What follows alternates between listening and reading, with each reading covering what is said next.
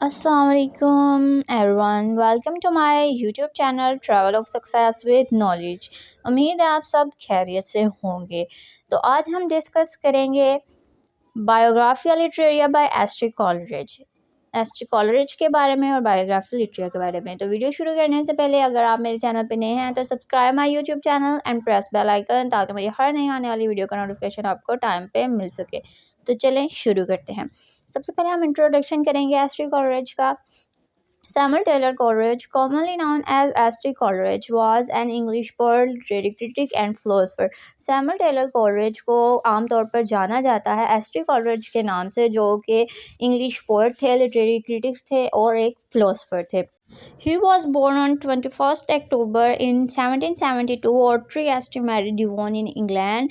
ये पैदा हुए 21 अक्टूबर को 1772 में। यहाँ पैदा हुए, ये इंग्लैंड के एक शहर में पैदा हुए जिसे ओल्ड एस्ट्री मैरीडिवोन कहा जाता है। Coleridge was one of the leading figures of the Romantic movement in literature, along his close friends William Wordsworth. क्लैरिया को रोमांटिक मूवमेंट की, रोमांटिक एरा की लिटरेचर में एक अजीम शख्सियत समझा जाता है, एक अहम किरदार समझा जाता है। इनके जो बहुत ही क्लोज फ्रेंड्स थे विलियम वर्ड्सवर्थ, जिन्होंने रोमांटिक मूवमेंट को स्टार्ट किया, इंट्रोड्यूस करवाया। Coleridge is also known as for his longer poem, particularly the Rime of the Ancient Mariner and क्रिस्टेबल।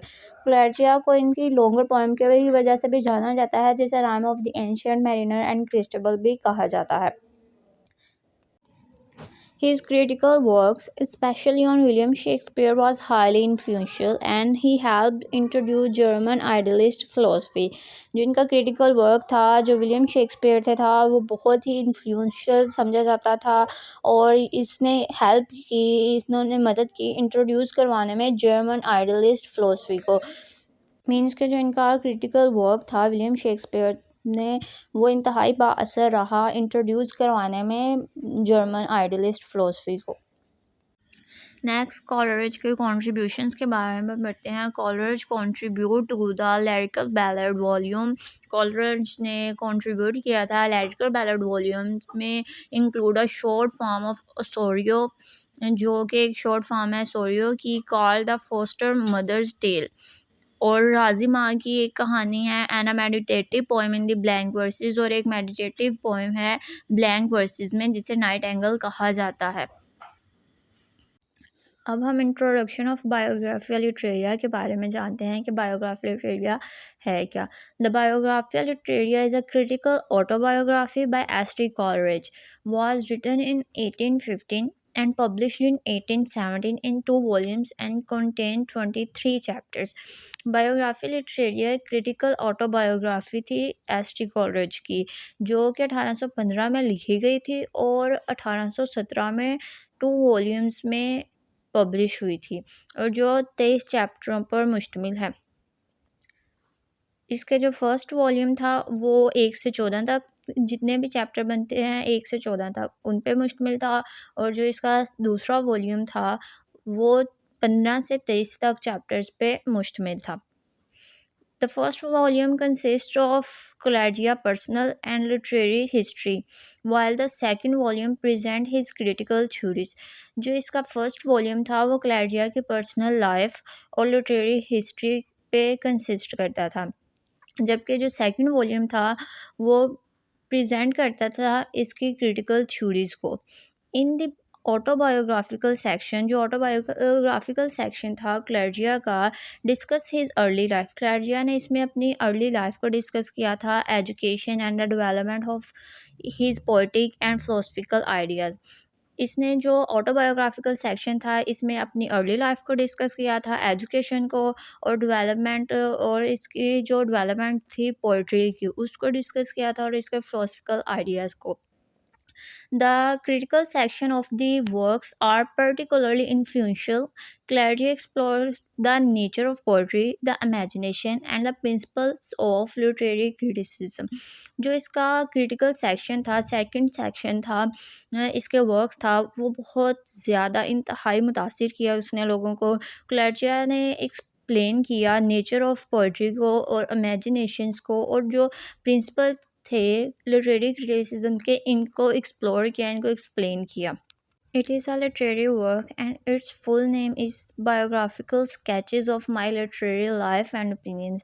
ये एक अदबी काम था, लिटरेरी वर्क था, और इसका जो फुल नाम था, पूरा नाम था, वो Biographical Sketches of My Literary Life and Opinions था।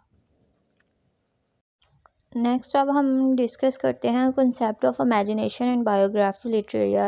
इमेजिनेशन का जो कॉन्सेप्ट बायोग्राफी लिटरेरिया में दिया गया है, imagination has been represent as of two kinds by Coleridge, primary and secondary imagination. Coleridge ने इमेजिनेशन को रिप्रेजेंट किया था दो हिस्सों में, दो काइंड्स कह लें, टू काइंड्स कह लें, प्राइमरी और एक सेकेंडरी इमेजिनेशन। इन दो काइंड्स में क्लैर्जिया ने इमेजिनेशन को रिप्रेजेंट किया था। अब हम देखते हैं primary imagination, the living power and prime agent of all human perception. Coleridge के मुताबिक प्राइमरी इमेजिनेशन एक लिविंग पावर है, जीने की ताकत है, और इसका जो बुनियादी मकसद है, जितने भी इंसान हैं इनके एहसासात का, वो प्राइमरी इमेजिनेशन है। The living power and prime agent of all human perception, जीने की ताकत और इसका बुनियादी मकसद लोगों के एहसासात का, ये सब एक प्राइमरी इमेजिनेशंस में आता है। नेक्स्ट हम बात करते हैं सेकेंडरी इमेजिनेशन से। सेकेंडरी इमेजिनेशन क्या है? Secondary imagination is the poetic vision, the faculty that a poetic has to idealise and unite. Secondary imagination एक पोएटिक विजन है और एक काबिलियत है कि पोइट्री को कैसे मिसाली बनाया जाए और इकट्ठा किया जाए। Secondary imagination is more active and concise than primary imagination. जो सेकेंडरी इमेजिनेशन है, ये प्राइमरी इमेजिनेशन से ज़्यादा एक्टिव है और कंसाइज है। अब हम यहाँ पे बात करेंगे कंसेप्ट ऑफ फैंसी, कि फैंसी है क्या। बायोग्राफी लिटरेरिया में एक कंसेप्ट है, कंसेप्ट ऑफ फैंसी, तो इसके बारे में बात करते हैं, ये है क्या। Fancy is something that can be expressed. Fancy ऐसी चीज़ है जिसका इजहार किया जा सकता है बाय द वर्ड चॉइस, लफ्ज़ों के इंतखाब से, when it is blended with and modified by the phenomenon of the will, और जब इसको मिलाया जाता है और इसमें तरमीम की जाती है अपने रुझान की मर्ज़ी के मुताबिक। नेक्स्ट अब हम यहाँ पर पढ़ते हैं two cardinal points of poetry in Biographia Literaria. Coleridge has provide two major cardinal points of poetry. Coleridge ने प्रोवाइड किए थे टू मेजर पॉइंट्स थे, जिसे कार्डिनल पॉइंट्स ऑफ पोइट्री कहा जाता है। इनमें सबसे पहले आ जाता है the power of exciting the readers sympathy by adhering faithfully to the truth of nature. इसमें वो कहता है कि फितरत की सच्चाई पर ईमानदारी से हम कायम रहकर जो हमारे रीडर्स हैं उनको पुरजोश करने की ताकत रखते हैं। नेक्स्ट है the power of providing the novel interest as a result of the modification of the colours of imagination. आगे वो कहता है जो प्रोवाइड करने का, नॉवल इंटरेस्ट प्रोवाइड करने की जो हमारे पास ताकत है एक नतीजे के तौर पर, जिसमें हम तब्दीली कर सकते हैं, जिसको हम इमेजिनेशंस और कलर्स में तब्दील कर सकते हैं। अगर कोई हम नॉवल लिखते हैं तो हम उनमें हर चीज़ को एक इमेजिनेशन लेवल पे लिखते हैं। कुछ नॉवेल्स होते हैं जो रियलिटी बेस्ड होते हैं, लेकिन ज़्यादातर जो नॉवेल्स हम लिखते हैं इमेजिनेशन बेस पे लिखते हैं, जिसे हम तब्दील